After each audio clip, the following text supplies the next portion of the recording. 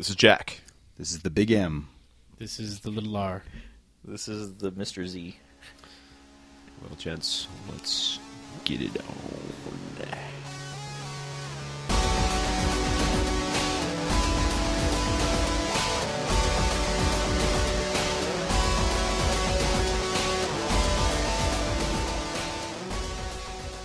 Hey guys, welcome back. Thanks for listening to It's a Guy Thing podcast. This is Michael, Mario, and Rick. We are joining you. We have a special guest in town from the overseas, Mr. Jack. Welcome, Jack. All right, guys. Welcome. Well, I'd like to thank you for bringing me on the board here. Actually, this feels like a little Pirates Cove, a little pirate radio action. I'll Nice. pump up the volume, you know, a little ode to Christian Slater out there at Happy Harry Heart on High School. Who doesn't love it? That's And, awesome. I'm enjoying, spending some time and looking forward to what kind of tangent we can go off on tonight. Well, it's nice to have you We back, love man. tangents. Yeah, We love 'em. we don't really stay on topic too often, but it's nice to have you back, man. And Charles Rick here and I have known you for 20 plus already. So we get you back about once a year probably, and it's always a blast. So we look forward to seeing what you got for us today. So first thing, what's the hot topic? The hot topic for this podcast at the moment is the unveiling of the Terminator Genesis. So Terminator's got you more fired up than the new Star Wars trailer? You're more... Yeah, I think so. Because the Star Wars trailer, I was just excited. It looks fun. It looks Sure. awesome. Yeah. But the Terminator looks like nonsense. Looks like I hope I'm wrong.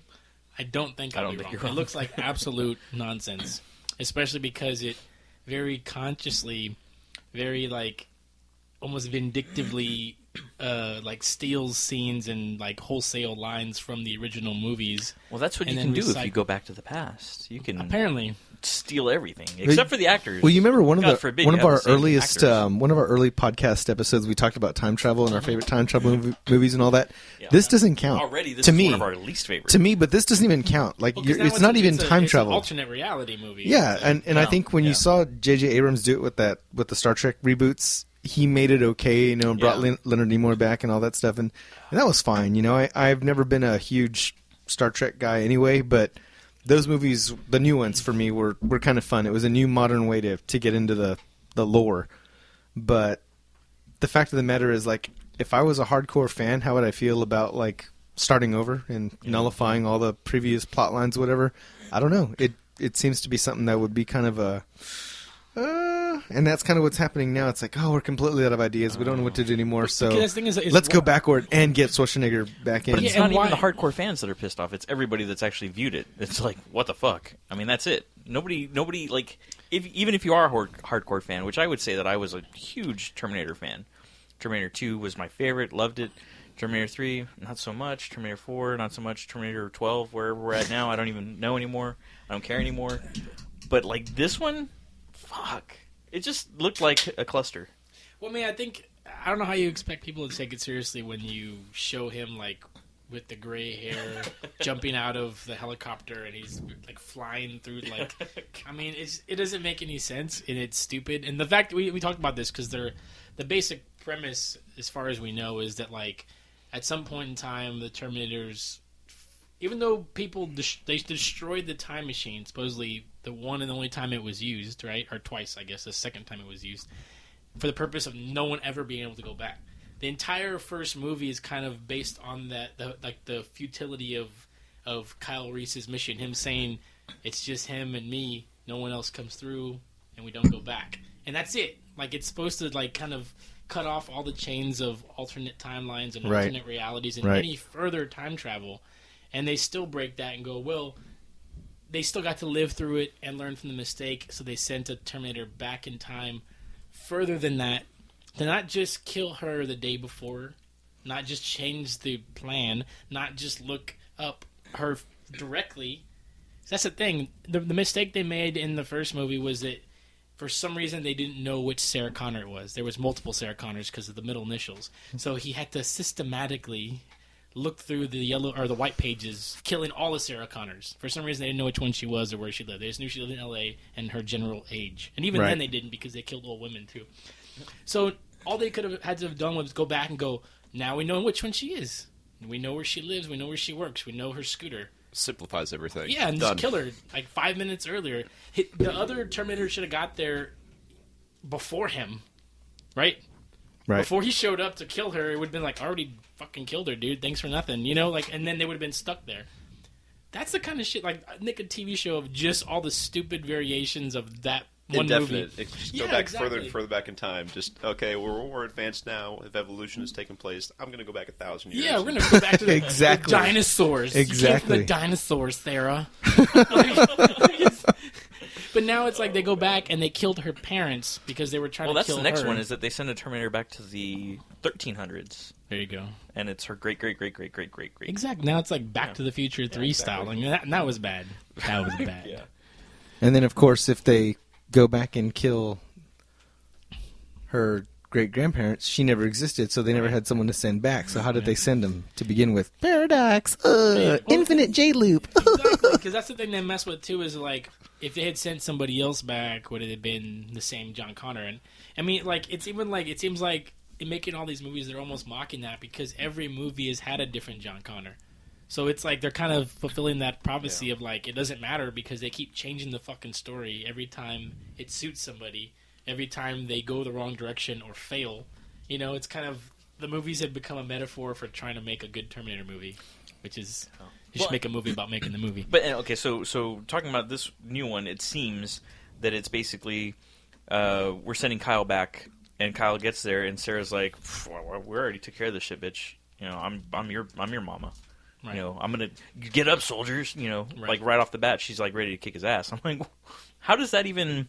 And then the T-1000 back then, right, in Sarah's time, in what was that, the 80s, early 80s, late 70s? But how old is she supposed to be? Because that Game of Thrones chick looks like 8 in the trailer. She looks like a little kid. I know she's probably in her 20s, but that girl looks like 15.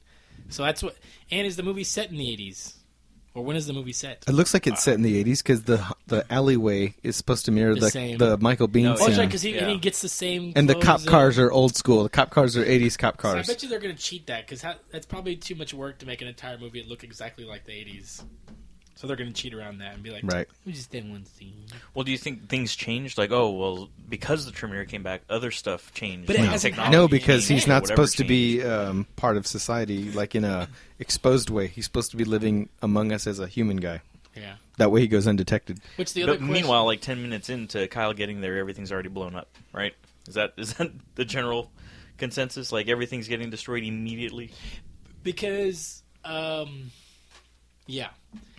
But is it like Bill and Ted's, which has been like at this point talked about as being actually doing time travel right in a lot of ways, but at the same time they figure something out in Bill and Ted's, which is if you think about doing something, it already happened in the future because you like, hey, I'm gonna move this here instead of here, and then in the future it already happened. Like just by thinking of it, you're changing the timeline. Right. So in the Terminator, is that the same thing? Now, as these things happen, are they changing the future enough that the people in the future already know?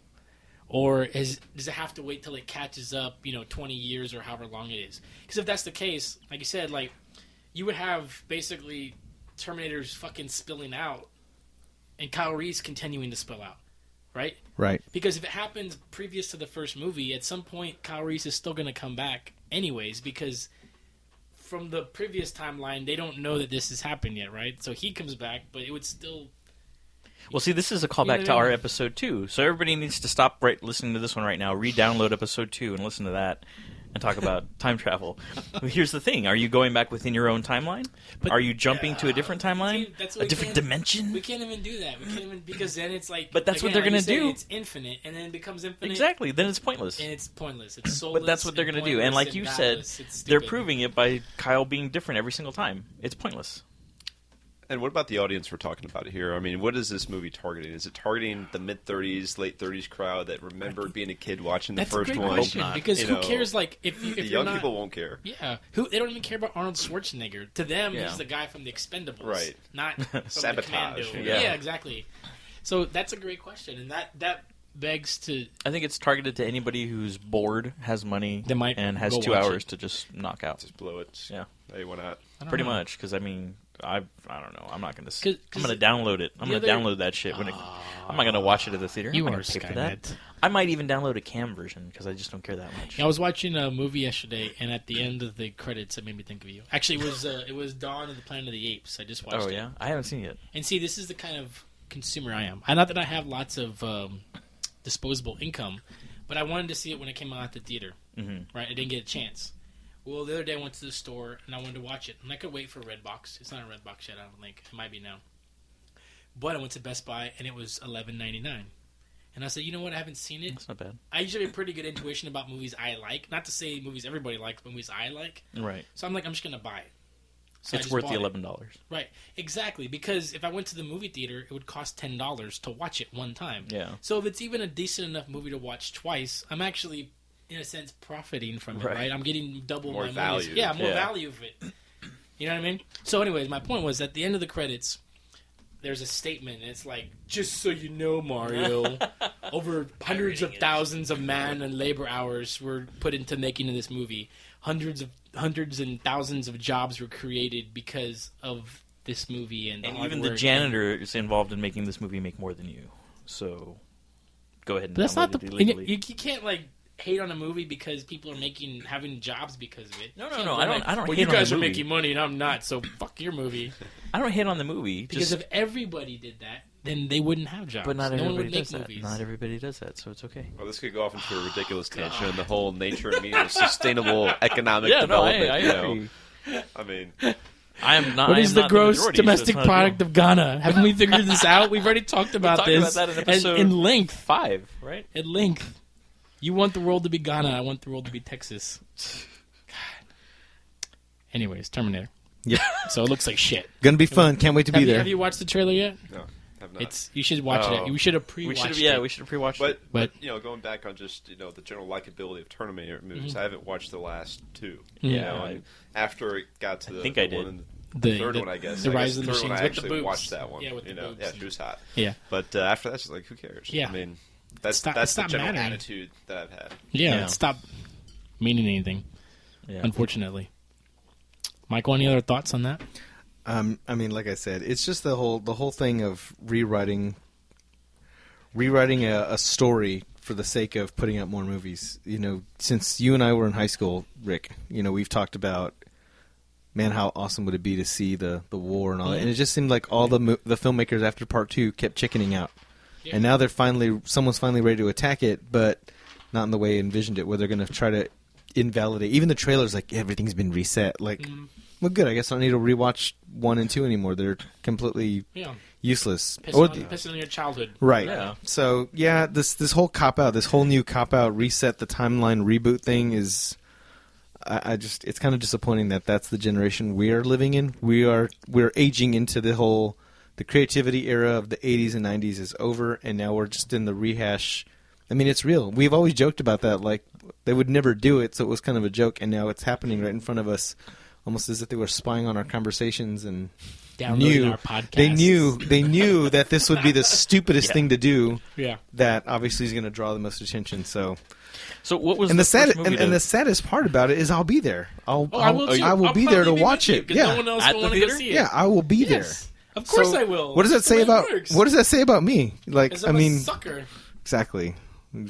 Well, just because I don't want to see you guys torture by yourselves, I will go with you if you would like, There you and go. I will pay for my ticket. You would pay for our tickets. No, my ticket. To make up. No, I will open the exit door and sneak you in. Revisionism. Yeah, exactly. And he's going to bring in his high def, his high D, his high I'm V. gonna set up You 2 guys get down, GoPros. I'm filming this in 3D. We'll have the 2 GoPros set up. So real quick, one of the ridiculous things in the trailer is Schwarzenegger, right? His son just got Miley Cyrus pregnant, by the way. Oh, is that congrats real? to him. You see that? You see What? that? Wow. I think that's real Way to with go, that. guy. That was on Yahoo earlier. It must be true. So Miley's God. was she a housemaid as well? Libel. Went there. Deleting the last 2 seconds. Nemesis Enforcer. No, but like so in the trailer, obviously that they talked about, like he raised Sarah Connor for some reason. He grew old, right? So and they're gonna Because throw the some, organics. but so that's my point. But there's a point in the trailer where they show him looking normal, which means that's what I'm saying. They show him looking young too. That's what I mean. Normal, Like as well, a normal that's not normal. Terminator, as a normal Terminator. As a normal younger version of himself. No, but I'm saying is the Terminator only looks like one thing, like that particular, like Sergeant Candy. Yes, they use Sergeant Candy as the mold for the T-800, right? So no matter what, it should always look like that. So when they show it in the trailer initially, and they cut it with the footage from the original really badly, and it looks like he kills himself, is what it looks like. So, and then they flash forward. So that's what's going to happen. The movie's going to start in the 80s, and they're going to be like, oh, it's 2014 now. Right. Because they want to get around that. But they show him in the helicopter, and he's got the full fucking gray hair. Yeah. Which I told Michael, this is complete bullshit, because the T-800s, right, were not built for that. They're just built on the skeleton of all the soldiers, right? All the robots, right? Mm-hmm.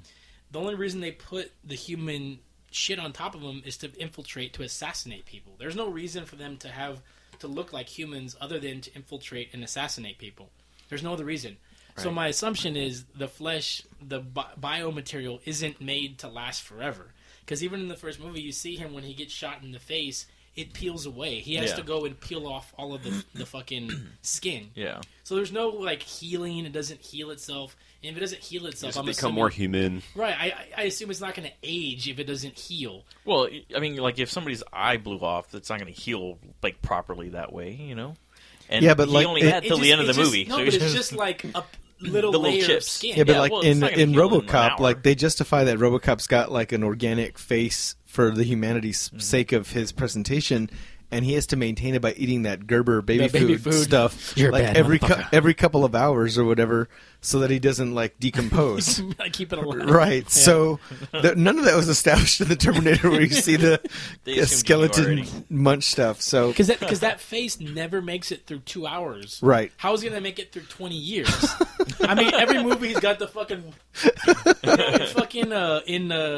I he's know in Rise now of the why you Machines, cry. They're like smashing his fucking head in, and his Yeah. entire face is like And then hanging off. in Like, that's Salvation, one fight. in Salvation, when he makes the cameo, he only gets to look like old Arnold for like 2 seconds, and he's on fire. And it's that they didn't even let it happen Yeah. for that way. He wouldn't stare at the face too long. What they should have sent back is the original.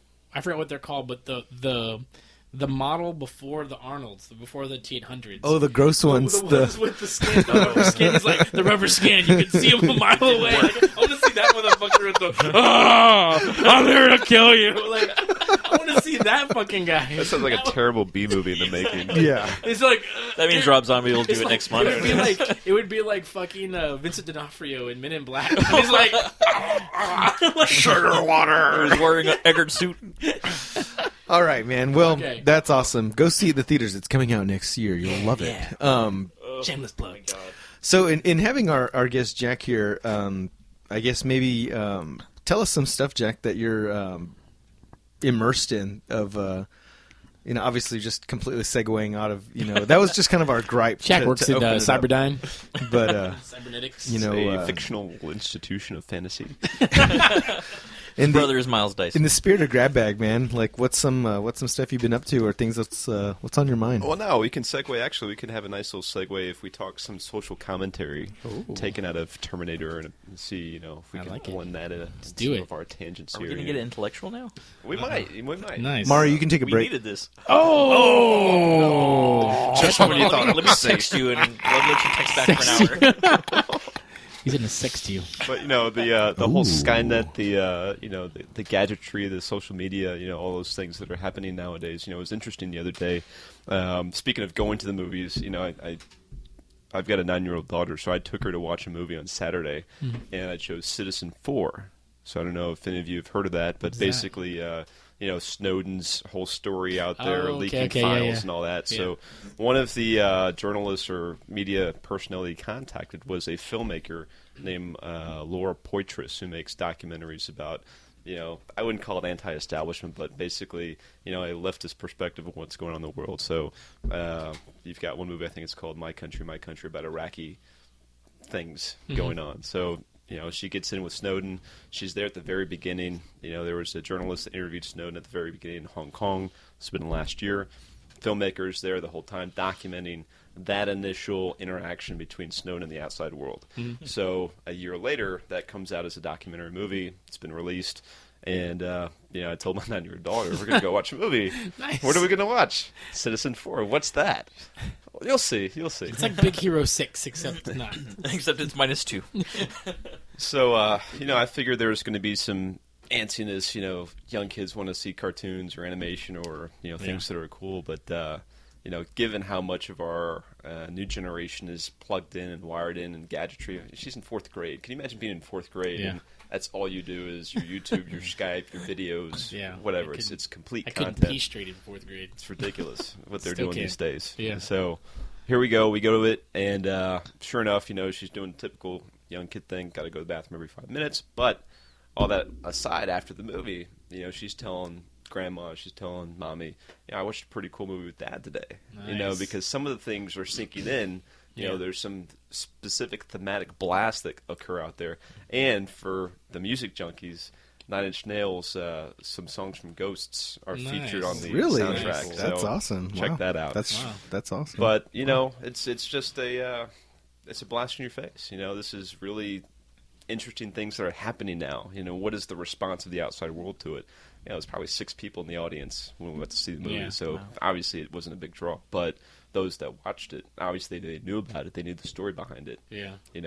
So I guess I threw it out there to the group, from this side of things, because being overseas, that's all I do is watch all these high-profile news bits here and there, Yeah. And just that's what I focus on. But I don't know how people here take it, and if they care, if it's just like whatever. I don't know. For me, I have to say I'm pretty absent from all of it. I hate to say it. Growing up, my parents, we'd watch the news all the time. I'd read the newspaper and everything. Probably since the late 90s, I think I just checked out. I completely checked out. Stuff, you guys will bring up stuff, and I'm like, I didn't know that happened. I have no idea what's going on. I don't have regular TV. I just have Netflix and Hulu. And we've got an antenna, and I try to watch shitty football through it, and it's all Channel 99. Is that a football or is that a elbow? But, that's the extent of it. It's clear for people. Yeah, and I even skipped through the Facebook posts and shit because I'm like, well, I don't want to learn my news from Facebook, and how much is this tainted, and what is this going to gear me towards, or whatever. So I just skipped through that even. So as a matter of fact, we were talking about the thing that happened in Ferguson, and we were talking about I knew something had gone on. I knew it was some racial issues. People were burning stuff, and people were getting hurt and whatever. And that's about the extent. So, and now I've got a 2-year-old, and part of me is like, I really need to start figuring out the kind of world that he's going to be brought up in, not for me, but for him. And I want to, and I haven't been able to bring myself to open my eyes. I hate to say it. It's a very Matrix situation right now. I'm just in the Matrix, and that's plugged in. I'm cool. Well, I think that, like you said, it works both ways. Like you said, being inundated by social media and all these kind of different kinds of stimuli all around you. And I feel sometimes where I do try to kind of not to the point where I feel truly knowledgeable about any of this stuff, but I have to at least know I'll look at headlines. I'm like, okay, it's kind of interesting. Rick reads Yahoo's main page. And I'll click on it and kind of read just to get the gist of something. I don't usually know the full story, but I get the gist. I'm like, okay, it's interesting. And if it's something I care about more, I usually kind of spend a little more time. I use my bathroom time to look into it. Look into this further. Yeah, but that's the thing is I think and not to get too conspiratorial about it, but I feel like it's we're overwhelmed with that stuff on purpose. With all that noise, so much of the noise that you won't be able to focus, that you won't be able to care. I think about now how I've always loved reading. I always loved reading books, and now it's such a difficult thing to do to sit there and just hold a book and read it and concentrate and not look at my phone, not have to be stimulated by other things at the same time. And that's my fear is people talk about being brainwashed or having all these other outside things that may affect you or distort your personality. But at the end of the day, I think is you just blast people with enough noise, they stop having the ability to concentrate or wanting to concentrate, and you just want to be numb. I just want to play video games, or I just want to do something that doesn't require any thought. Fahrenheit. What was that Fahrenheit book? Fahrenheit? 451. Yeah, 451, where it was just like, just give me my TV and I'm fine. Yeah. Outside these walls, nothing but I think matters that's to me. the thing is, like, I think you can. I don't think we're quite at the point there yet where everyone's just like a zombie, where we're doing exactly what we're told, and blah blah. And yes, people, you can. The powers that be can push people in a direction. You can get people to buy stuff, or you can get people to react certain ways. But at the end of the day, I think we're not quite there because the laziness overrides any fear or anger sometimes people have, and that's the thing. It's like apathy, right? It's like you see like some of these things that are going on, and you see some of the unrest and stuff, and you think, oh my god, that's terrible. That's like people are probably dying, and it's what are those people doing? They're crazy or whatever, blah blah blah. But at the end of the day, like what's slightly more scary than unrest in some sort of like to whatever degree chaos is like the laziness, the apathy that goes along with that, and going, oh, that's terrible. I really don't care that much. Like that's on a lot of levels worse to me. But at the same time, I take part in it consciously, consciously, because what is the other end of the spectrum is like, you see kind of like, it's like that movie PCU. Remember where like they go to that college and everybody has a cause, everybody's an activist, everybody like no matter what, and you can't even have a conversation with someone without getting into an argument because inevitably you're gonna be on the other side of the table about something, right? And it's ridiculous. It's like could go endlessly. It's so over the top that's the whole point of it. Is that like there's always something to fight about. There's always something to like sounds like dinner at my in-laws to rally behind. And I think that's the thing is like me as a kind of a lazy person, and I have my opinions and my beliefs, but at the same time I know nobody particularly cares about them, and I'm the kind of person that needs to like go out there and tell everybody how I feel about that stuff. I'll tell my friends, I'll tell anyone that's willing to listen, but I don't expect I'm going to change anyone's opinion or I'm going to change their mind, and I'm okay with that.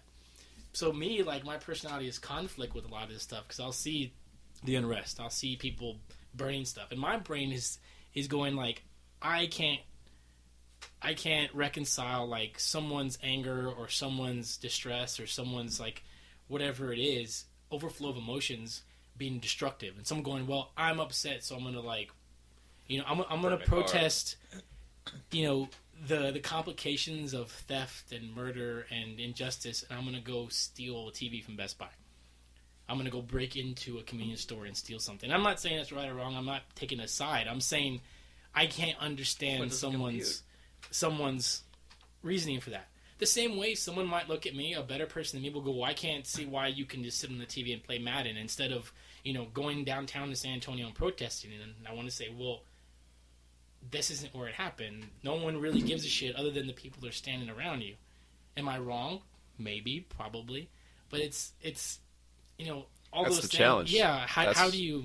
That's the big challenge right there, because on the one hand, you could have like a butterfly effect thing take place where, okay, let's just say you have a small care in the world for something that has happened, and then you talk to somebody about it, then he talks to somebody, and then somebody else gets interested by it, and somebody else goes on a wild tangent, decides, okay, that really got me inspired to do something, Yeah. Okay, then, your conversation about it could mean something. Yeah. On the other hand, what's the impact? If it's not impacting you, or do you have to quit your job, and then go do this cause? Now you're no longer, a producing individual. Yeah. So what's the? Let me ask your opinion about that, because I always think about that. And maybe again, this is maybe my own apathy or my own laziness or my own lack of distant vision. But like, you see people like protesting during the day, right? Whether they're protesting this or that or whatever. I'm not just talking about just current events, but whatever. During the day, not being at work, not being at school. And I'm like, what type of like, if that was me or you, if Mike's like, hey, I'm gonna go protest today, I may not ask him, but my mental thing would be like, so you're taking a sick day off, you're taking a personal day, or what? And you see these people and you go like, I wonder, or is it that they're that impassioned and they're like, I don't give a shit about my job. Right. If I lose my job, this means that much to me that even if I lose my job and I'm homeless next week and my kids have to be taken out of private school, it's worth it. Proving my point. I'm going to change the world. And I don't know. That's a question. I mean, what do you guys see when you see that? When you see it on TV, like, because that's where if I'm again a conspiracy person, go, maybe those people are just cast to be there.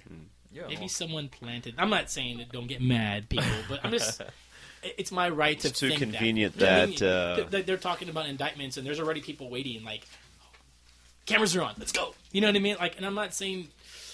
Well, compare. Okay, let's know. take the U.S. as a microcosm of the world. Compare it to what happens in all the other countries of the world. You know, if you look at Thailand, if you look at Pakistan, I don't have any hard proof here, but people will tell you that the various coups, counter coups, protests, whatever happens out there, are specifically organized to serve a purpose, and people are paid and fed to be there, en masse. Yes. So why should we be any different? Right. You know. Yeah. So because it benefits both sides no matter what. The larger the crowd you have, the more it benefits, because what does it do? It creates puts it awareness out there, more of the noise. More noise. It creates ad revenue for people watching 24-hour all TV of or whatever. Like it's Wag the dog.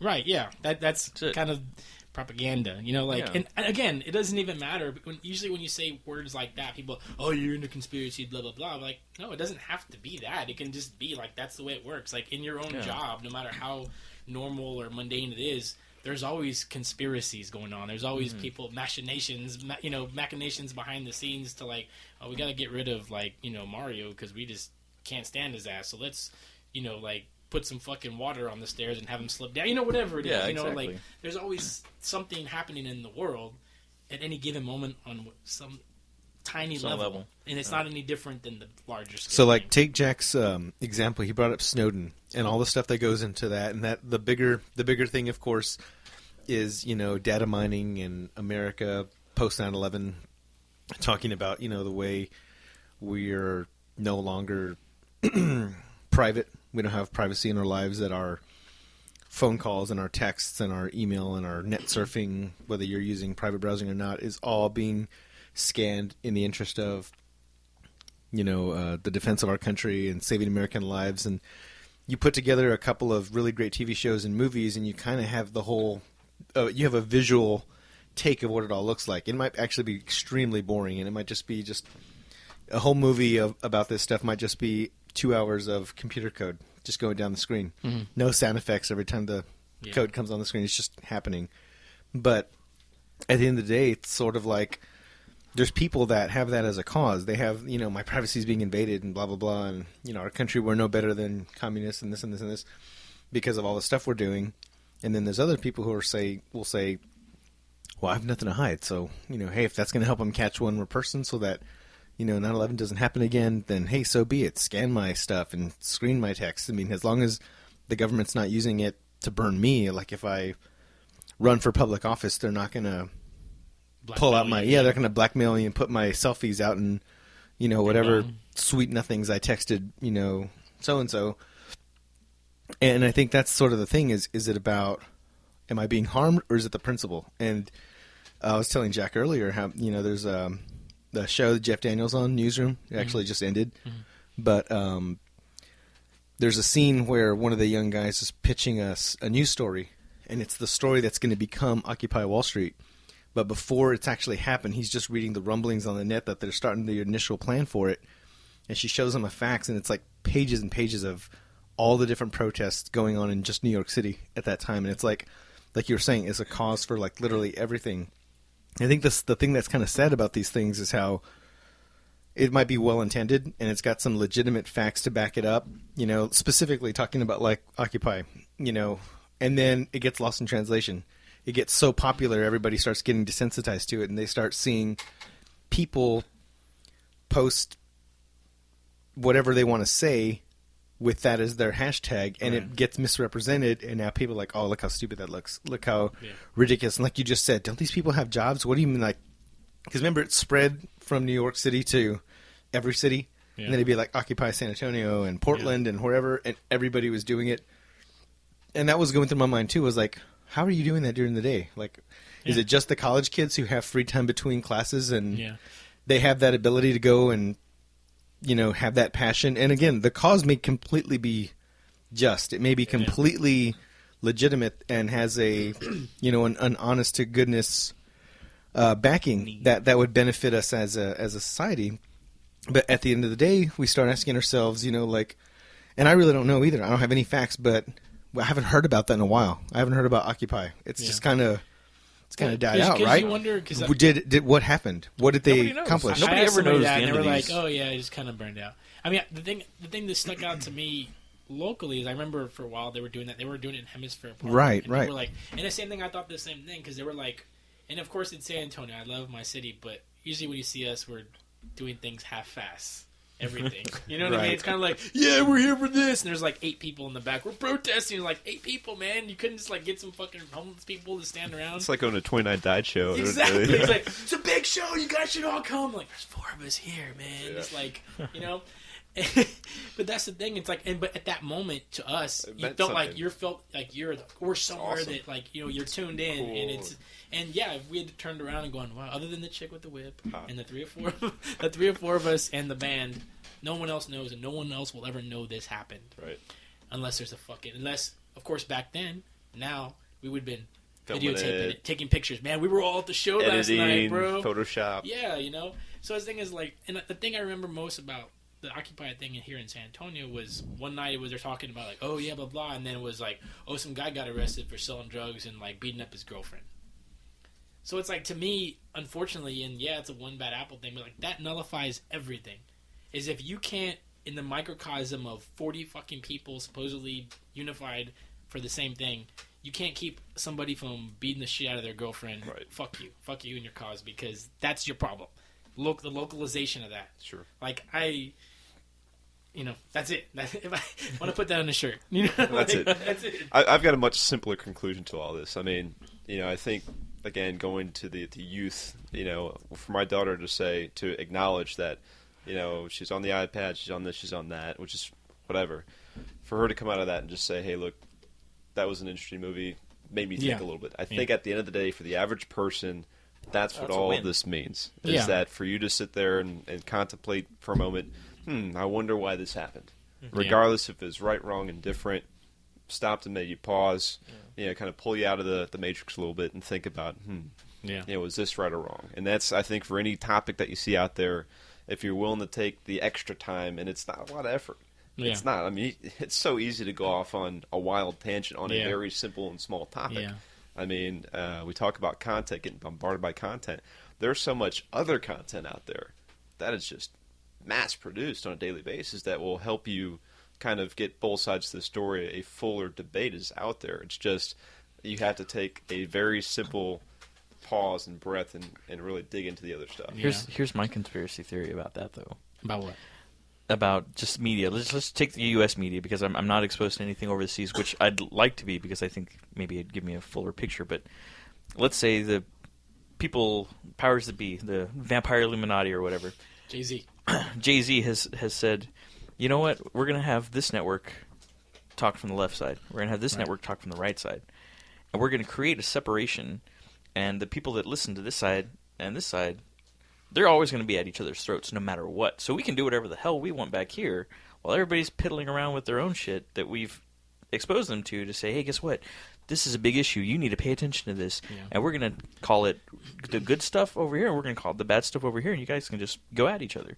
While the more important stuff, like the determination of how much of a percentage of the planet are we just going to eliminate with the button push is going to happen, because nobody's looking at the man behind the curtain. Mm-hmm. I don't know. I think that's same thing with like voting, and same thing with like Yeah. Well, I mean, you figure like it not sometimes, and not to justify those things from happening. I agree. I believe that stuff happens, but I think sometimes it's organic because it's just the nature of people wanting drama in their lives. I mean, we've talked about that here. But where are the intelligent people that are in the middle that are saying, "Hey, let's take this side. No, let's take this what side. I mean Let's is discuss it. Let's look into this." I agree. That makes sense. But I'm saying, like, even us, like me, for example, us as a group, like, you listen to the podcast. We've talked about that. Like, it's funny, without even consciously, like, and this is a spoiler for people who listen to this kind of stuff, right? Is that subconsciously we take on roles, right? Even on this show, not. Like, we don't go, okay, you're the one that's going to be the dick, you're the one that's the funny one, you're the one that's whatever. Like, and I'm aware of that only because when I go back and listen to the show, I'm like, oh, wow, like, I do this, or Mario does that, or Mike does that. Because I listen to it because, I love the sound of our voices so much. Same here. But I'm saying it's something that I'm interested in as a person, like, how does that happen? Because it happens organically. We don't discuss that. And there are certain things we harp on. There's certain callbacks that we come to where we'll make funny about something from 6 episodes ago, and they remember it's built in. Yeah. You know what I mean? And it naturally takes on the kind of or whatever to whatever degree it is, a conflict or a drama, because it's more interesting than us going, "Hey, that Terminator trailer was awesome. Yeah, it was awesome. Yeah, it was awesome. Cool. Next topic. It's better. Perspectives or whatever. That's what I'm saying. Anything can be corrupted. But even then, like I think we're a little bit more organic than that, to where we either play the part of it, but we talk it out. Yeah. Like by the end of it, we understand each other's views. Yeah. And that's what I think is missing just in the general populace. Well, we're no threat to each other. That's just it. Well, and then you're not going to murder me when we leave here. Well, and that's the thing. That's where there's two also sides no that are money like involved. armed. That's it. No money, no power, Yeah. no nothing. We come from such probably diverse, professional backgrounds that whatever you say tonight, it's not going to affect my livelihood. So why not and have a vice summit? versa. Why not have a summit of a group of? Because then somebody would 100 drop people. a bomb on it, Well, yeah, there you kill go. all the important, peaceful, smart people. I don't know, man. But it goes back to roles. I mean, take society as a whole. There are roles for people. We've accepted what the roles certain people have. We've accepted that politicians are up there. They can do whatever they want because they're so powerful and we can't do anything about it. Yeah. All we can do at this level is just talk about it, Bitch debate about it, have an educated conversation about it. Yeah. That's all we can do. Yeah. So people either that we're gaining information to be entertained that's not going to really have a lot of meaning, or we're gaining information that has meaning that we can't affect, We can't do anything Right, about exactly. But I think the biggest thing... or we get called defeatist for having an attitude Yeah. like that because we're not willing to go take a Stepping day up off, like you another said, notch. I'll and admit, go, yeah. I'll admit it straight out. put Like up shop. the whole tax being illegal thing, whether or not that's true or whatever, I'm like, it doesn't matter. I'm still going to pay my taxes. Right. What I'm not being gonna- illegal? That the Federal income tax. tax, the federal income tax, is illegal, and that the Federal Reserve isn't a federal body at all. It's I like my highways, though. I like clean highways. But that's the thing; those taxes, the income tax doesn't go towards that. You have other taxes for that. yeah, but my assumption is it goes somewhere, and I get a clean It highway goes out straight of to the it. Federal I get Reserve. a national park. It goes straight to the Federal Reserve. Yeah, They but can do I with don't. what they give them But money yeah, in the but bank. Exactly. And they can make more money as if they long, want. But this is what you're talking about, because as long as I have running water and electricity and nice places to go and clean roads to drive Then I on, feel like I've been I don't taken give care a of. shit. But Now, we- the day, but we don't the have day that stuff Great is roads that we neglected, can drive on. Bad roads here are San Antonio roads from via buses. I live on a road right here that's horrible because there's Yeah. via buses that go up and down all fucking day long. That's not my tax problem. That's Point- not the point government's being, problem. like, It's, I admit that I'm like, I'm going to bitch about this, but at the end of the day, still got to do it but that's what I mean. because I have no power. Things have to get a fuck of a lot worse before they ever turn into anything else. And that's the thing, is like Yeah, every that's generation true. like goes, oh, this is it, it's the end, man, it's coming. Or people that are hardcore religious, like, oh, this is it, man, this is my grandma told me about the end of the world, it's coming, it's tomorrow. And that's fine, because it always seems shitty, because that's life. Like, unless you've got a fucking silver spoon in your ass, like, life is always going to seem shitty. You're always going to seem like you're on the shit end of stuff until you're on the top. When you're on the top, you don't give a fuck. Which, you're not remember- going to go, I sure appreciate all that while I'm swimming in my fucking Scrooge McDuck bank. You don't give a fuck. Which You is know, exactly why the first Matrix didn't work. Remember? The first Matrix was Yeah. supposed to be perfect for everybody. Yeah, it it's a didn't work. metaphor for itself. But Yeah. now transplant us over to Syria, and I bet you all of us would pick up a gun and start firing off. Because, Oh, man. if not, you're next. So Yeah. if your survival is not at stake, you don't give a shit. But that's the thing, like you said, like, and both of you touched on this already, is that you give people just enough sense of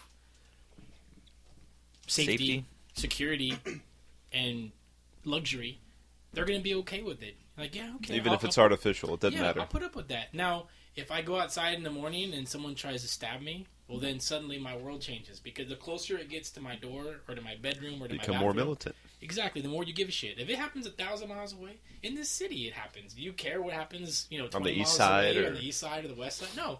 But now somebody fucking busts through your door, you're going to fucking shuriken them to fucking death. But you're not going to go to the south side and defend some guy Shuriken. who's getting his house broken into because he can't protect himself. Was that a Mario weapons reference? Yeah, it was. It was. Yeah, but that's my point. And I'm not saying that to dog you. I'm saying that as a joke. But that's the thing, right? Like, I'm not going to care until Yeah, exactly. it's coming in my fucking door. And in some ways, like, you accept it because that's how else is it going to be. Again, what are you going to do? Patrol the streets? You're not going to have a job. Like, I'm just everybody know I'm the neighborhood cop, so that's why I don't have a job. My wife supports me, so I can make sure you guys are... And let me make sure you give me some donations as I patrol for you. Yeah. Or like the old Austin thing. Remember going to a concert in Austin? What happens? You go to the park by fucking Austin Music Hall, and the bums come up. That's the fucking sweetest, oldest... It's the fucking Knight Templar bullshit, right? Come up and go, hey, I'll watch your car for you for $5. And what does that mean? If you don't give me the I'm gonna $5, stab your so tire. what do? Here's $5 fucking bucks. And it's perfect. It's beautiful, and it's symbiotic. It works. And it works, and there's peace. Yeah. Because you God know damn. you're giving them what they want. They're giving you what you want. You come back to a car that's safe. unless What somebody else? paid him more. Yeah. If Mario comes up and Oh man! Or unless It's been you a set long up your own time. little racket. your own racket. You know, Yeah. hey, this is my And yard. then that's how you get organized crime, right? I'm gonna get all the homeless bums to come work for me. Oh man! I'm gonna steal this story from somebody. I won't mention the people's names, but so if they hear this, which they never will, I'm not stealing their story. I'm referencing you, but I can't tell who you are. Anyway, someone was telling about a story about this time they went to a different city, and they were at some concert doing something, and they were looking to buy drugs from somebody, weed or whatever, something. And they go to this guy, and they're talking to him on the street, like a homeless dude or whatever. And the guy's like, "Yeah, I can hook you up with whatever it is you need." Like, okay, cool. How much is it? Like, oh, it's like $20 or $50, however much the drugs cost, right? He's like, cool. And he's like, where is it? He's like, well, I gotta go get it. And the guy's around the block, blah blah, whatever. He's like, give me the money, I'll give it to him. And he's like, fuck you, I'm not gonna give you the money. I'll never see you again. He goes, well, what do you want me to do? Like, I'll come back. He goes, give me your fucking shoe. And he goes, what? And he tells the guy, like the middleman, like, give me your fucking shoe because you ain't gonna be walking around town with one fucking shoe. You're gonna come back for your shoe with my drugs. And the guy's like, okay. So he gave him his fucking shoe, and he came back with the drugs. Wow! It's pretty clever. And maybe it's a fake story, but it's a nice metaphor. It's a nice That's tale. funny. I like it. Nice moral tale. Did you on the Snowden thing? I haven't seen that yet, but did you see that? I only saw the first half, so they didn't actually get to Snowden. But that United States of Secrets, Yes, PBS did. Yes, I did. I enjoyed that. Yeah. It's definitely eye-opening. Yes. You'll see some of the same characters interspersed throughout the Snowden thing. And actually, I found the Citizen 4 documentary a little bit dry. Yeah. It really just focuses on him and kind of the personal emotions involved with it. It's the initial interviews that happen in Hong Kong for like the first 7 or 8 days. So it's a bit lacking in terms of detail. But the United States of Secrets just really dives in on all the techie shit, the policy shit, the foreign surveillance court, how they decide. And I saw that. I'd read about it, and then I missed it when it came on TV, so I watched it online. Online, Frontline. Frontline website. And I gotta say, and that was a couple of months back. And like I said, I only watched the first 2-hour one. I didn't see when it got to Snowden in the second part. But that, I mean, like I said, it doesn't take me much to get sentimental, but I actually felt emotional watching that, Sure. because you feel those feelings of anger, and you feel like there's. Like you said, there's a lot of depth to the people they interview. They're interviewing these old guys that were NSA part guys. of the system. And these guys are like NSA lifer guys. Hardcore crypto. Were fucking. They built this system because they were patriots, because they wanted to protect America, and they watched the government go into a different direction. Do with exactly the opposite of what they intended. And you see that there's these guys, and they're fucking shell shocked. Like there's one guy who's bawling because the whole time. he's just this was my life's work, and these fucking people made me the fucking, I feel like a fucking criminal because of what they did with the technology I created. And that's shit where you're just and you see these people, and they're this guy that they thought was the whistleblower, and they ruined this motherfucker's life because they assumed he was the whistleblower, and it wasn't in him, where the whistleblower's oh, it was me, fuckers. It's some other guy that they didn't even think it was, and it's that kind of shit, though, but that's fucking high drama, man. That's It's not fiction. It's these guys telling just fucking normal fucking dudes that probably go to work and all fucking day. And you see it and you go, I can't imagine living my life I go to work and you make a mistake sometimes, or someone yells at you and you're like, oh, and it ruins your fucking life, your day. You think your life. Yeah. But these dudes, hardcore. Knowing that wow, these guys, some of them say we could have prevented 9/11, and they didn't let us. Yeah. And even if they're right or wrong, to feel like you're carrying that burden Yeah. like the rest of your life, because you know that your life's work was about stopping things like that. And we're What not do you do with talking the last 30 years? Was it meaningless? Yeah, You know? exactly. We're not talking about like G.I. Joe, like fucking guys in the movies. It's like these are just old dudes that like fucking like on fucking computers, Yeah. man. You know, and it's terrifying, but at the same time, Well, that's the thing. Like, is the system? The system is built exactly the way they want it to be built. They can do with it as they please. They can have, let's have these people do this. They think they're doing this, but they're doing this for us, and they don't realize it. And we're going to twist it around on them and but clusterfuck that everybody. seems like, and I don't know a lot about politics, and I defer to Jack and Mike probably about this, but like that's kind of the problem with bureaucracy, because you may have institutions that have missions. Right? And, this is the idea. This is the Army's mission. This is the Coast Guard's mission. This is the NSA's mission. The CIA's mission. Whatever. And as bureaucracies change, as cabinets change, as presidents change. Priorities change. Mm-hmm. And your mission as a member of that group changes based on the will of agendas. Mm-hmm. As much as, within whatever. And again, now here we are. It's not like within the legal bounds, because that's not true either. Yeah, that's part of the. I mean, is that part of the issue? Like the political side of it. Like, how does that play into these things? Here it goes, the debate again. I mean, on the one side you could say, God, it's so terrible, so bad, so whatever, so emotional. But then take a look at the commercial side of things, and this is an argument that's been raised many times, is that, look, Google, Yahoo, Facebook, all these guys, they do the exact same thing, monitor your information, and do something with that information. As the government does. And actually, it could be argued the commercial side of things is much more pervasive and much more intrusive than the government is. The government's just opening some back doors and going in, and maybe they're collecting everything, but they're only acting on a very small percent of that. The commercial guys are acting on everything. Yeah, like you bought an Adidas shirt 12 months ago, Rick. Your reaction to it is every now, sidebar banner you're going to see is Adidas t-shirts. Like, that's scary. That's even scarier. That's fucking scary shit. Yeah. So... That's... I don't know. That's what keeps me a conspiracy theorist. Have you seen Zeitgeist yet? Oh, it sucks. We've been through this. That sucks. I was telling Jack earlier when he got over here before you guys got here about the conspiracy theory stuff. I did try. How how my opinion on it, where it's like conspiracy. Well, just it's fascinating, but what's the point if we don't have something to talk about, like tangible evidence, other than to just say, yeah, the moon landing was fake, and what is it? Who's your girl that killed Cobain? Courtney Love. Courtney. The mastermind behind. Not my girl. She's a CIA operative. Exactly, Her precisely. and That's a waste of skin. Celebrity skin. Celebrity skin. Come on. I still like the music, but fuck her. Yeah. Fuck her. She put the shotgun in his hand. Well, talking about music, smoke this.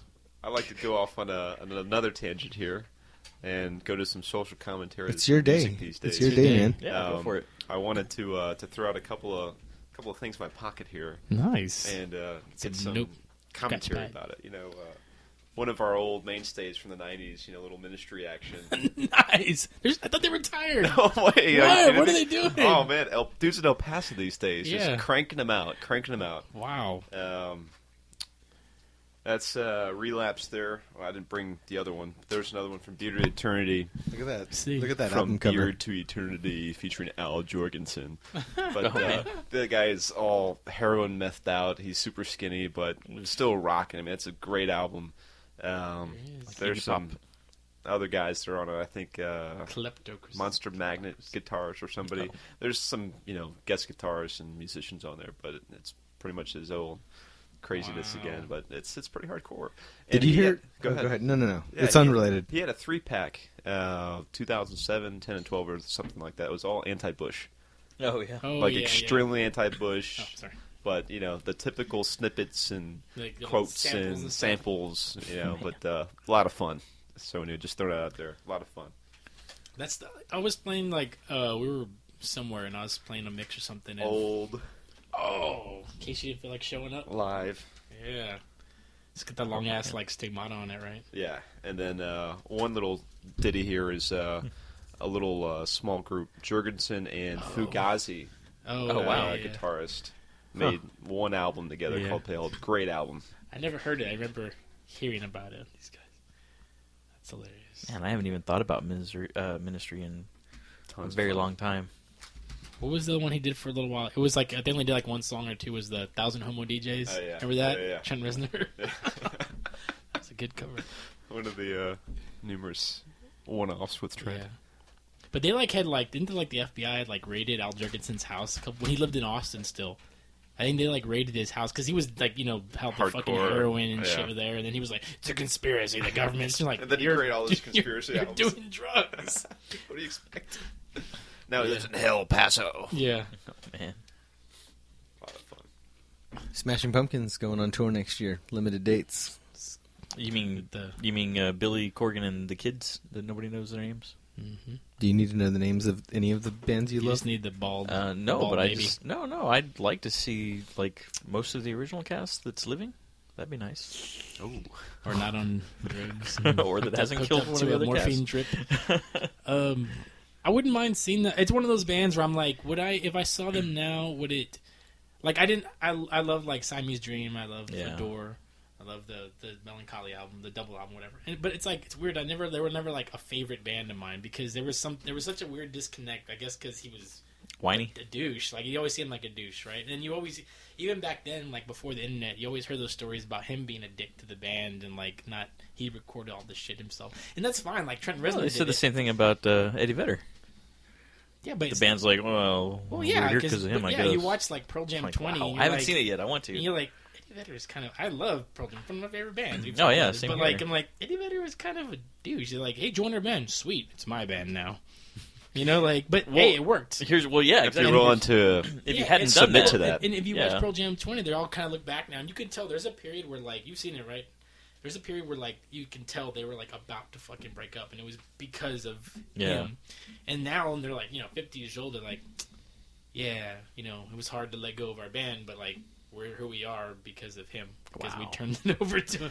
And That's then, of course, crazy. after that, after 20 years, he loosened up, and he's like, okay, now you can play your song. after the millions are made. Yeah, Yeah. like, now I trust you to play your little song. So is that the secret? Is that there's always going to be a dick in the band, and if you listen to him, you might be okay. I mean, you got Axl that broke up Guns N' Roses, and now it's Axl and random people. Guy with a chicken bucket for his head. I don't even know anymore. I don't know.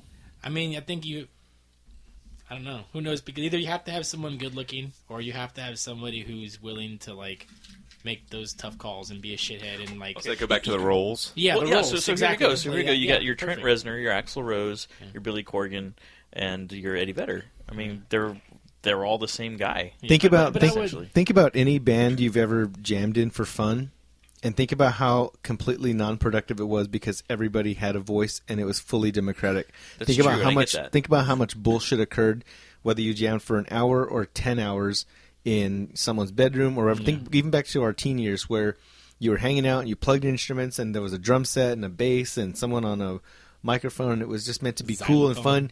You didn't want to be a rock star, but you wanted to have the fun of it.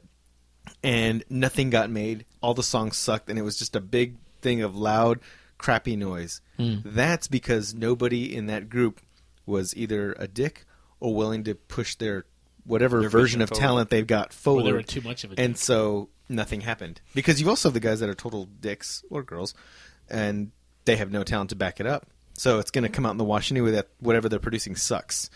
And we've talked about that before, as far as like wanting to see more stuff come out in the local scene, and that's the big problem is it's never there's never a shortage of utility musicians. There's never a shortage of guys that know how to play bass and know how to play guitar, but do they have that intangible magical quality where they can write something that the moment you hear it in your ears, that's it. That's the one. That's the song. When you hear the opening bass line to Hey Man Nice Shot, that's going to be an amazing song. Without any hesitation, that's going to be a legit song. You go to a lot of, local clubs or whatever to hear local music, and as soon as it starts, you're like, and I'm out. Not because you're being mean to them, just because it's not hitting you. You know what sounds right. I remember this episode of The Sopranos where there's a whole episode devoted to Tony's nephew's girlfriend is trying to produce this like local band. They're a real nice group of guys making rock music, and the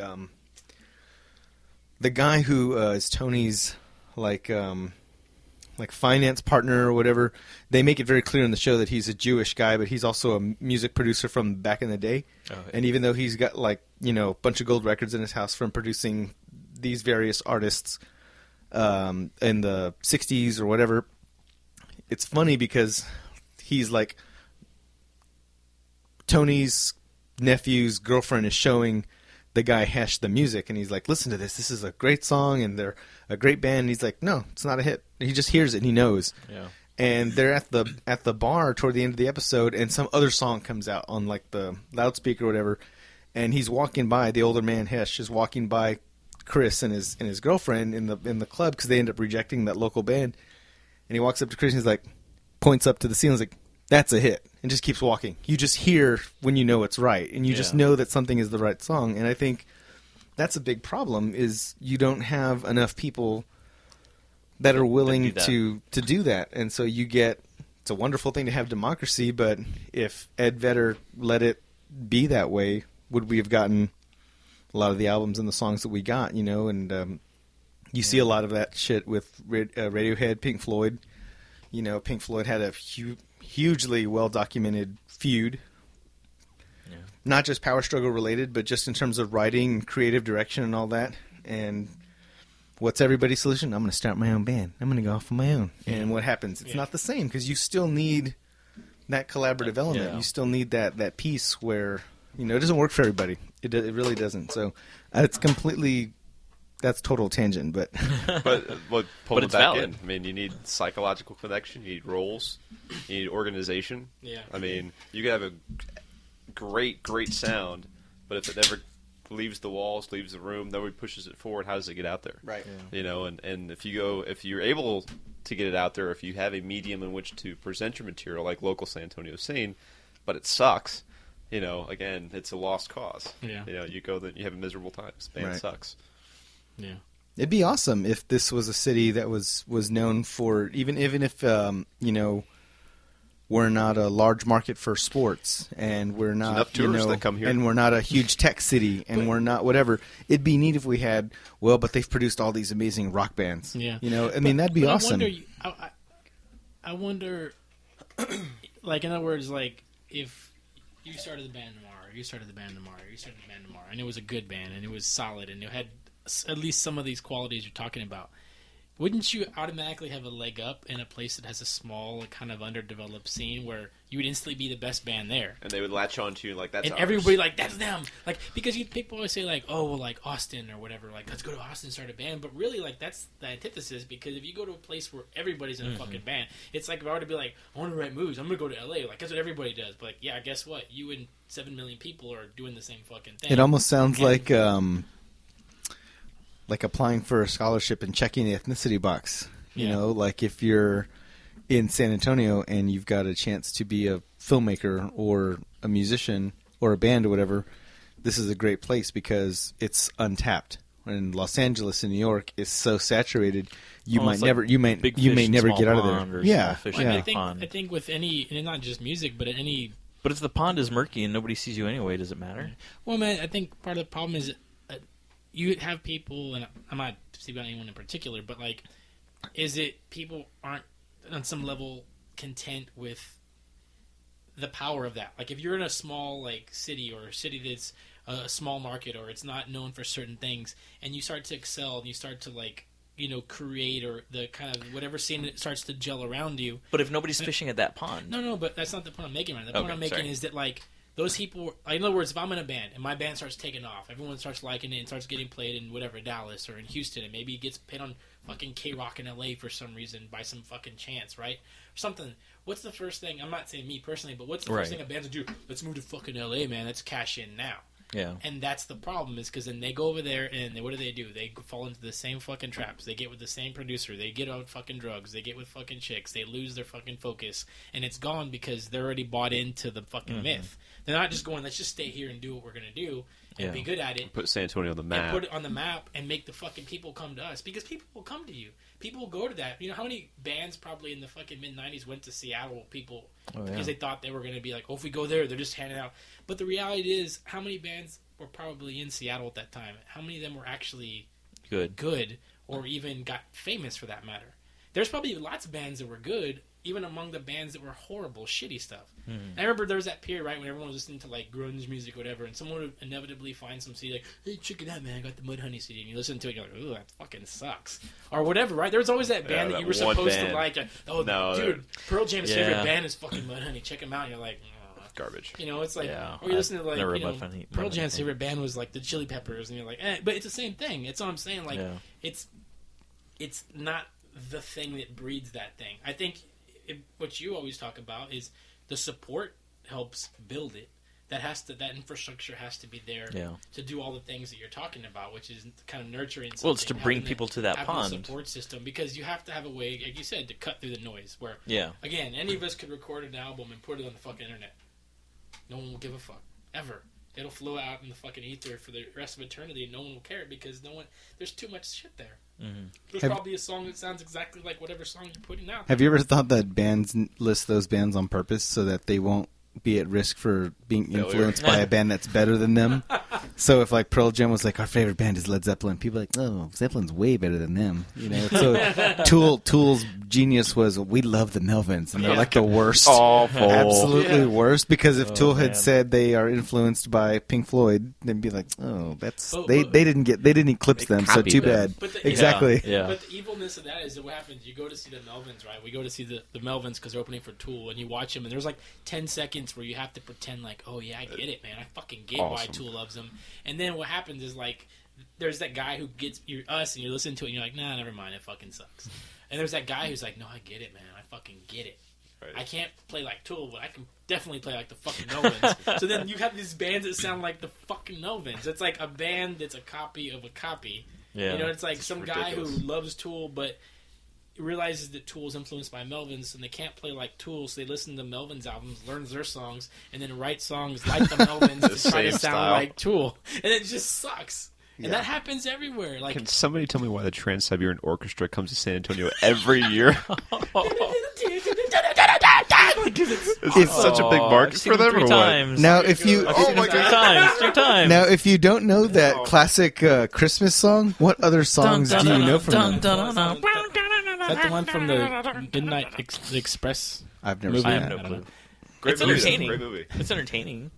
And the violinist The Polar is fucking hot. Express. I'm sorry. I was going in a different direction. What were you saying? Turkish Midnight drugs, Express. anybody? Turkish drugs? Midnight Express. As soon as I said it, I was like, that's not what I meant. But I was trying to think. I don't remember any rock and roll songs. yeah, it was Trans-Siberian that did the whole soundtrack. It was fucking awesome. It was like a musical. But can I ask, what kind of audience, what kind of crowd goes to that show? Everything. Like, there's Old people, Dude, children. One year we sat like 2 rows behind Eva Longoria and Tony Parker. Unbelievable. And Tony Parker was like, "Oh my god, this is the best thing." Oh, this is so fun. And Eva Longoria was like, "My fucking nails." Unbelievable. Yeah, it was weird. But I mean, That was like, probably the anybody deal and breaker everybody. right there. Yeah. Like, He's like, "Oh, so what good, so good." did you think of the show? This is What? better than cheese. What? I thought it was even tasted than frog legs. I don't know why you didn't like the show. I thought it was great. But it's fair enough I told because Timmy and Pop and Manu they should come and see these guys play. They should see. It's really good. They play like a team like us. But I'm gonna go. I've got a meeting with my agent. See you later. Virginia. But oh damn! But in your defense, you like Dwingy Malmstrom. What's his name? Dwingy Zingy Nwiggy Malmsteen? and Steve Vai. Like you like that type of like dramatic. I like Steve Vai and Joe Satriani. 17-string guitars and playing with your Dude, toes. when Steve Vai was here, Yeah. when Steve Vai was here, that was fucking awesome, man. But that's what I'm saying. I'm saying in your defense of liking that type of music, you like that kind of. Yeah, I like Yeah, you virtuoso like that kind of genre. stuff. Yeah, you like that. Well, it's not mine. It's one of my favorites. So it's That is your favorite. it's You one of said my you'd- top 5 you'd love favorite it genres. better than ever. No. What is the genre? Better than Ezra? What?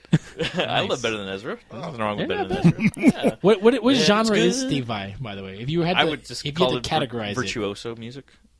So if back in the day when they actually made like genres at like Sound Warehouse or whatever, like, and you had to stick it in a section, would it be? It's not rock. They It's not no, classic they rock. always they label it as just rock. But I wouldn't. I would say it's got its own like you said, Nwiggy Malmsteen, right? Ziggy Marley, No, not Ziggy. Marley. Ziggy Ziggy Zanga, Stardust. Ziggy Panda. No, like Steve Ziggy Vai, Piggy. Joe Satriani, Eric Johnson, whoever is played in G3, basically. What's it's G3? G3 is like Guitar The Players Summit? 3. It's kind of like a tour that the top 3 guitar players of all time or whatever. I don't know. Do any of their songs have Virtuosos, words? Some of them do, and Steve Vai's not a good singer, but it like Is that the bald guy? Yes, he's now. Well, no, Satriani's bald. Who's the long Steve hair? Vai. I can never He's get long those hair. guys straight They ever. just seem Every Who's the guy with garbage? every episode we talk about those Butch Big. guys. There we go. He's the guy with the soul patch. Yeah. So Steve Vai is the guy that looks like Rick Springfield when he was young. Let me see. Steve Vai's got long hair. Oh, wow. So And if Satriani's you can find it- Satriani's Mr. Tongue then, right? Such art. That's the one that looks like a dick. Well, they both do. There the he Mr. Tongue is. thing. There's It's Mr. like, it's like where Billy Howardell stole his old image right there. No, if you can find it, and it's hard to find it, but if you can find Crossroads, not The Ralph Macchio. Right here, movie. Rick. The Ralph Macchio Look how movie, cool yes, that thank is. you. Look how cool that It's like looks. Maynard. if you can find the Crossroads Ralph Macchio It says movie, G3 on the. Yeah, on there you the go, thing. dude. What does that mean? It's the it's summit. Guitar dude. You gotta be Players there. 3. It's whichever top Dude, 3 you're guitar so players out of it, go, on dude. go on tour. Get with it, Mike. Usually, it's more often than not, it's Steve Vai, Joe Satriani, and Eric Johnson. Who's Those are Eric the- Johnson? I, Does he play for a the Chiefs? virtuoso as well. I don't know. I've never paid Wow. much attention to him. So Anyway. if Hendrix was alive, he'd be in there, and so Yeah. would Stevie Ray Vaughan would be in there. Yeah. But they Not had these vocals. guys. They had more vocals. How about These guys are Dweezil? more But instrumental. would Dweezil be in there? I honestly have to say I've never heard Dweezil's music. Hmm. And I've never really heard Frank's music either. I'm not a Zappa fan. They're weird. Remember we looked up like his best albums and we didn't even know any of them. We're like, we looked up like Frank Nah. Zappa's Oh, that's albums. right. We were trying to figure out if we ever actually heard one of his songs. And we looked up his entire, it was like a list of his best 20 albums. Nothing. Couldn't Not a even single name. one. Look at Not that a- face. Not a damn thing. Let me see. That's great. Sorry, kids, that was loud. Good serious guitar face. Why does does he not have eyes? Is he blind? He's That would be surfing, cool. dude, he's surfing Lawrence with the alien. Fishburne's opposite. Oh. Yeah, pretty Like a much. negative. The fucking, what's that guy's name? What's that guy's name from the movie? Morpheus? Morpheus. Wow. But if you That's can find Crossroads with Ralph Macchio, Steve Vai comes out at the end. He plays Is the he the devil's devil? advocate. He's the devil's He advocate. plays for He's the devil. guitar Why doesn't player. the devil play himself? Because the devil doesn't know how to play. He What? stole Jack Butler's soul, and that's who Steve Vai is Jack Butler. He stole the soul of a guitarist. Yes, play basically, guitar. the story is Jack Butler a long time ago was at the Crossroads, made a deal with the devil. I want to be the best guitar player ever. Right. Devil This is said, Steve Vai. Deal, done. You're it, Okay, I and want your it's soul, Steve Vai, though. I get your soul. and I get your soul. And Okay. Steve Vai was like, I'm fine with that. Why would anyone So- sell their soul, by the way? Like, literally Because sell I their am soul. nothing. like, So fast forward, and this blues guitar player does the same thing, and he makes old man. the old man, and Danny Glover. no, not Danny Glover. It's not. I thought it was Danny Glover. No, it's Who is not. it? I don't know. I don't know his name, but it's The not guy Danny that plays Glover. the old man. Isn't Danny In Glover? what? In Crossroads. I've never seen that. Look Are it you up. talking You about gotta see Not the Crossroads with Britney Spears. Spears? No, Look not up that that one. movie while he's telling me the synopsis. So anyway, the story is he sells his soul, blah blah blah. Things don't turn out right for him. He's getting old. He's about to die. And he's like, I don't want to get my soul sold to the devil. I don't want to go to hell. So he runs across this guy, or rather, the opposite way. Ralph Macchio is a slide guitar player, and he looks for the king of slide guitar, and he finds this guy in an old folks home. Basically, There's somebody with that title. yeah, pretty much. You guys see the Starring- King and Slide? Starring Ralph Macchio, Joe Seneca, and Jamie Gertz. Nice. The film was written by John Fusco and directed by Walter Hill. It features an original score by Ry Cooder and Steve Vai. I like Walter Hill though. On the Oh, right. soundtrack. 48 Another Hours, Streets of virtuoso. Fire. Like Walter Hill. So anyway, Who is Danny Glover though? it's Danny Like, Glover. the second person you named. Anyway, I don't see him on here. IMDb. I'm a douchebag. Is it- IMDb. All right, keep going. Anyway, Danny so, Glover is not listed in the cast, I know. but he just should have can't been. remember. I We just should can't- recast him. Okay, so this was a 1986 movie, by the way. Mm. Let's see. Joe Seneca is who you're saying is Danny Glover.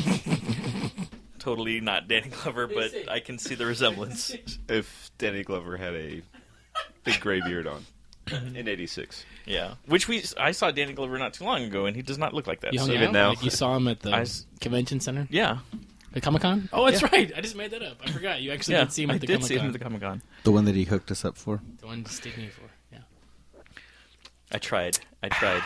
Steve. I That's a tried. Steve. That's a Steve. Okay, yes. actually we can talk did a about Steves Steve. later. Okay, well that'll preempt. Anyway, So Ralph Macchio says, "I will help you save your soul. I will go down Play the to devil. the crossroads, and I will play the devil's advocate. I will fight Right. for your The soul." Guitar battle. Oh, save your Guitar soul, battle. boy. Yeah, exactly. So he goes up to Jack Butler. But who determines who wins? Or you just give up? The It's audience, the audience in hell, apparently, Wouldn't they which pick the which devil? in a very racist way is nothing but black people, which is Wow. incredibly horrible. Mario. Well, because the idea You is went there. is what That's why you Delta like it. Delta something. I don't even know. Bayou. Delta. Yeah, pretty much. It feels like that. I don't know. You just made that up. No, it's like it mentioned it in one of the synopsises, but I didn't get to read the whole thing. Synopsises. Synopsi. Snipsies. Snipses. So anyway, so he goes to do battle, and De-battle. and He goes to de-battle. he goes to do I'm battle, gonna de-battle you, my friend. and Steve I just like totally goes nuts. Does he have an electric guitar or an Yeah, acoustic? he has an electric guitar. What's Ralph it Macchio plugged has an into? acoustic. What's it plugged into? An amp. It's hell. What's I don't the know, amp whatever he plugged wants. into? What TV show used Fire. guitars as It's weapons plugged and into like somebody's notes would ass come out and of the their mouth guitar? is the speaker. I don't know. What was Like that? Gem? Gem, right? Probably. Anyway, so Steve I just goes crazy, right? And it looks like Steve I's won. Is Ralph the guitar Macchio's on the steam? slide guitar. Is it steam? No, Catch on fire. no, it's a 7-string Ibanez. Anyway, Whoa. In your face. Seven In my string face. Ibanez. which is Plug. which Shameless is- plug. No, it's a Steve I creation too. It's his signature series Nice. That's guitar. one Korn plays. Sorry. I was just playing a sample of one of their songs. Sorry for your ears, everybody.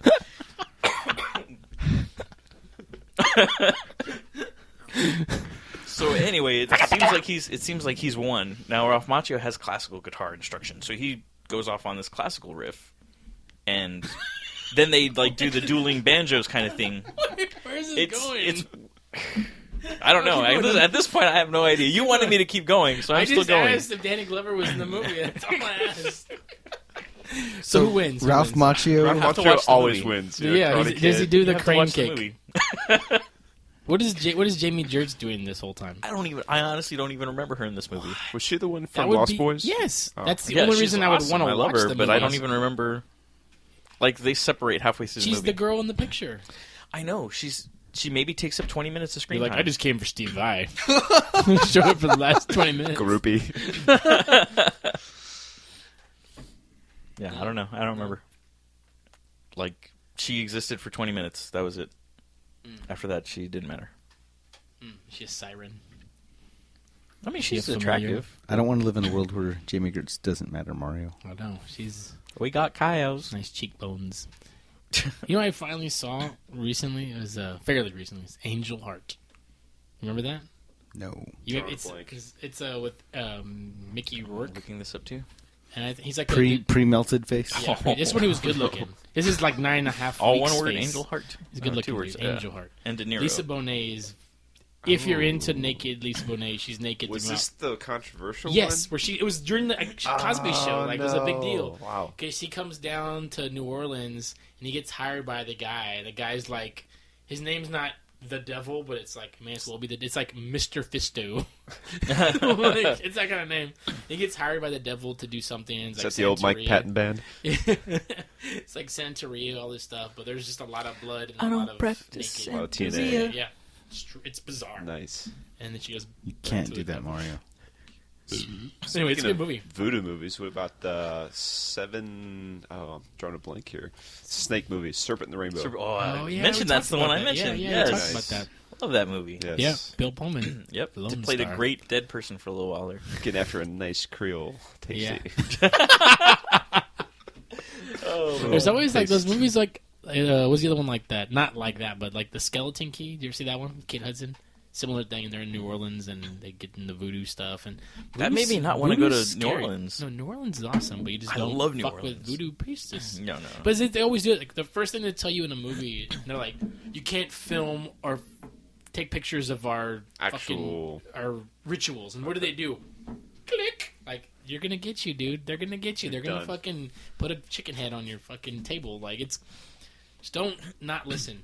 You know, Yeah. it's like when people are like, don't go to the bad side of town. It's like, yeah, as long as you're not a douche, you're probably okay. Just don't be a fucking dickhead. Yeah. Most places, that's in general. Like, there's some places you can't avoid Yeah. in the world, even, right? Right. You can't avoid horrible shit. But for the most part, if you're not a dickhead, Yeah. You'll Things, be fine. generally, Might be things okay. are okay. But tell us Generally. more about the seedier side of New Orleans. I mean, is there some really whacked out craziness? Remember we went to the voodoo shop? Yeah. I don't think that's the underbelly because it was like a shop. It was next to the Boondock Saint bar, so that gives you an idea of how Tourism tuned in quarter. it was. But yeah, they had like the voodoo shop went into, where it was like one of those things where it's like don't touch anything, and it's not because it's like gonna get you, but it's like don't touch it 'cause it's expensive and you'll have to buy it. And then like the thing I did like is on the walls. It's like if you steal something, you're gonna get something back at you. You know what I mean? Like they're gonna like. Why would They you just let you know there's behind the layers like, of but fun. why is, would you steal something from a voodoo shop? Like, Because people are dicks, dude. like it's probably like More often than not, people are dicks. Do they need to be keyed? Their soul needs to be keyed. I like that. That's like a Hellraiser Rekey. movie poster. It's like I've come to key your soul. reformat your disc. Dude, they have like what's his name? What's his name? The Pinhead instead of pinheads or keys. He's like come outside. He's just rubbing his head on your. Those dark overlords are gonna get you, Howard. Howard. Oh, man. It's just a case of indigestion. If you can't take the heat, get out of the kitchen. Hey, Jack, give me your license. I have no license. When he's like, I am not Jack. he's like, stay back, space rabies. Little waterfowl. Oh, man. Why would they not bring Leah Thompson back for that movie? She's still attractive, dude. Well, lucky for her, Mario, that she can be objectified by you. I would still do it. I'd still do it. Good for her that her objectification isn't running dry in your book. They should put her in the. I was talking about her only phenomenal purpose. acting. That was her only purpose in that movie. She was. Was to run around in her underwear with Yeah. a duck. They had to Hell take out yes. the sex scene, right? Because it was Yeah. too. There was actually a sex scene. George Lucas, man, he's nuts. He's a perv. First, the Leia The Leia Mario bondage bondage scene. outfit, and then I play a role, people. I play a role. yes, That's a pervert. what you say with your whips. We're gonna Chain- role play now. Chicks, dips, chains, whips.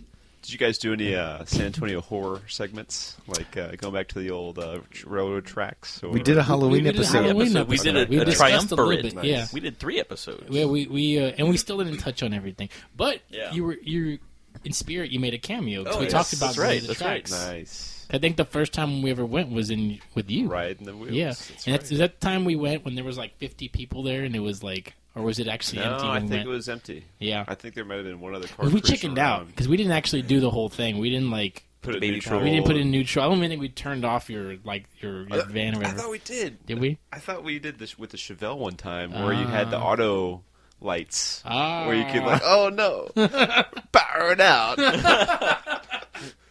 fake out. But yes, we did touch on that. I don't know. We touched on a little bit of that. Yeah. I'm gonna rip your ass, Howard. And when Mike is back. I was So what me, else? man. What It's on else? What else can we swing around? Bondage. Well, actually- Cameo theater. In the I 90s. never went there. I remember you guys went there. Scott. I never went there. Yeah. That's right. Should we- Some of that Should we- stuff is still going around these days. Yeah, because it was like those shows, like bondage shows and stuff, right? Bizarre. You're Right right. up your alley. The Mario. proprietor of Freetail Brewing was Yeah. into bondage. Oh, Oh, wow. Delete. Man, fuck. Is that what you were saying? Is that what you're... yeah. Scott, imagine this. Scott? He's Scott Metzger. Yeah. Man. Disgusting. 18 years old. 18 Disgusting years old. filth. Teenagers just dressed in jeans and like whatever regular Sears bought, button-down collared shirts that we had, walking into a bondage show. Oh, God. But it was like a thing they Leather. did like every Oh week no, or yeah, something. it's Yeah, crazy. like It was an actual show, and They it had was like music and stuff. And Cameo Theater was what, an old church, Mm-hmm. which made it even more bizarre. Yeah, that was right there on Commerce, right? Right where Sunset Right Station off. is. Across. Exactly. Yeah. I have fond memories of some guy up there with crucifixion style, getting nails, through pinches of his skin, just loving it. Front 242 playing in the background, just Front 240. insanity. The Jim Rose sideshow And circus. us getting the looks like, okay, you guys are next because you guys look like fucking tools. Like you were the weirdos. Yeah. Like we're normal. You guys are weird. Your, Where's your that? structure shirt. There was that place that Nigel loved, Broadway News. Did you ever go there? I went there to buy a Home of comic erotica? book, a magazine once. Yeah, it was a big magazine and movie store.